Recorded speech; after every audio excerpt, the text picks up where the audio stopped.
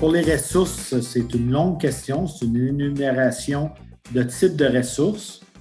Alors, disposez-vous du temps, des expertises, des processus, du budget ou de l'accès à des ressources et à des réseaux pour mettre en place votre stratégie d'influence. Alors, il est vrai que le premier réflexe quand on parle de ressources, c'est de penser aux ressources humaines et financières. Je vais aborder ça d'emblée, là.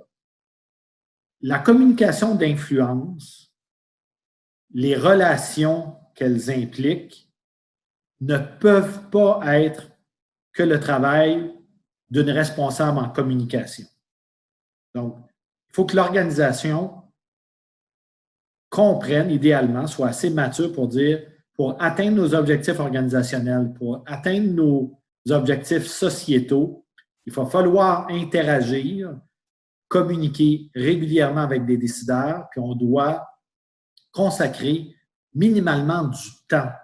Donc, dans les descriptions de tâches de votre organisation, au-delà de l'équipe de communication, y a-t-il du temps prévu, réservé pour communiquer et interagir avec des décideurs? Si c'est en lien très souvent avec des objectifs de planification stratégique, puis ça va prendre du temps. Puis très souvent, l'influenceur en chef dans une organisation, c'est la direction générale. C'est une personne qui se lève à tous les matins pour interagir avec plusieurs parties prenantes. Ça prend du temps, puis il faut libérer du temps. Ça, c'est une ressource. Dans des postes, pas juste les coms, bien sûr les coms pour soutenir le travail d'influence, puis en réaliser du travail d'influence, mais ça ne peut pas être consacré qu'aux gens de communication. Pour les budgets, qui est l'autre réflexe immédiat quand on parle de ressources, là, je veux juste vous dire que pour voir beaucoup de budgets d'organisations locales, régionales, nationales, qui font relativement peu de communication historiquement,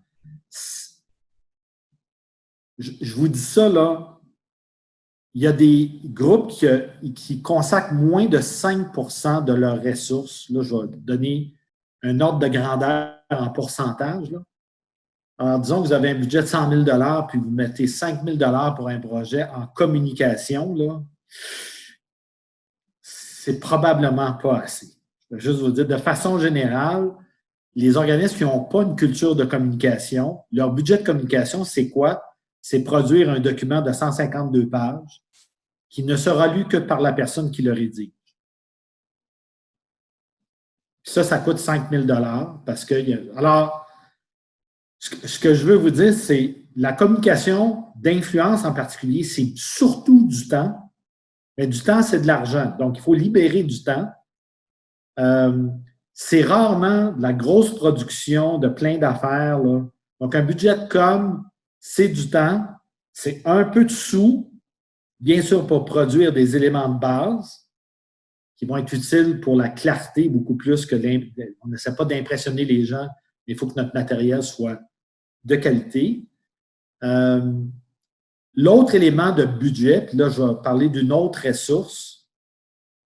Quand vous ne pouvez pas vous payer des gens à temps plein dans une équipe de communication, même quand vous avez une équipe de communication, c'est une bonne idée d'avoir un peu de sous pour aller chercher une expertise externe, pointue, dont vous auriez besoin dans une stratégie.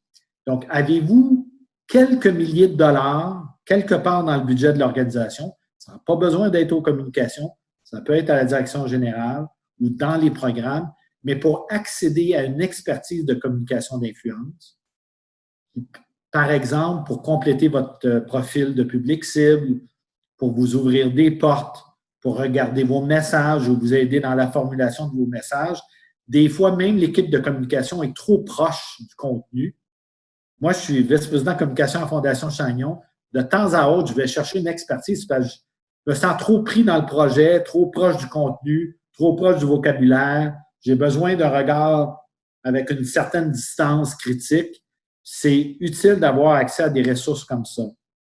Si vous n'avez pas ces moyens-là, l'autre type de ressources, c'est d'avoir au sein de votre conseil d'administration une personne qui a ses compétences de communication d'influence ou est en réseau avec des personnes influentes qui vont pouvoir vous assister en conseil stratégique, soit pour décrire votre public cible, pour y accéder, pour même crédibiliser vos messages. Donc, dans votre système de gouvernance, allez chercher des gens qui ont cette fibre-là de communication et d'influence.